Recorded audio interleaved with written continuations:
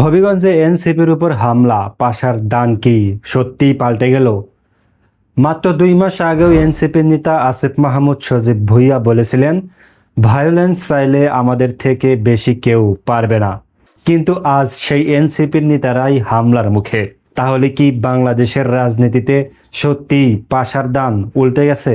হবিগঞ্জে এনসিপির সমাবেশ ঘিরে উত্তেজনার মধ্যে গাড়ি ছেড়ে ব্যাংকে আশ্রয় নেন আসিফ মাহমুদ সজীব ভুঁইয়া।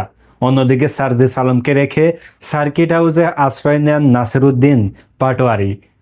এর আগেও গাজীপুর, বেনাপোল, গোপালগঞ্জ, বগুড়া এবং ঝিনাইদহে এনসিপির নেতাদের উপর হামলার ঘটনা ঘটেছে। রাজনৈতিক বিশ্লেষকদের মতে 2024 সালের জুলাই আন্দোলনের সময় যে বিস্তৃত জনসমর্থন তৈরি হয়েছিল, এখন সেই ঐক্য আর নেই। কারণ এনসিপির ভিতরে ভাঙন, নতুন রাজনৈতিক প্ল্যাটফর্মের উত্থান এবং বিভিন্ন অংশের বিচ্ছিন্ন হওয়ার কারণে দলটি আগের অবস্থানে নেই বলে অনেকেই জানিয়েছেন। অন্যদিকে সমালোচকরা বলছেন, অতীতে মব জাস্টিস নিয়ে যেসব বিতর্ক ছিল, এখন একই ধরনের সহিংসতার শিকার হচ্ছেন এনসিপির নেতারাই। ফলে বাংলাদেশের রাজনীতিতে নতুন এক বাস্তবতা তৈরি হয়েছে, যেখানে সংঘাতের ধরন একই থাকলেও পাল্টে যাচ্ছে রাজনৈতিক অবস্থান।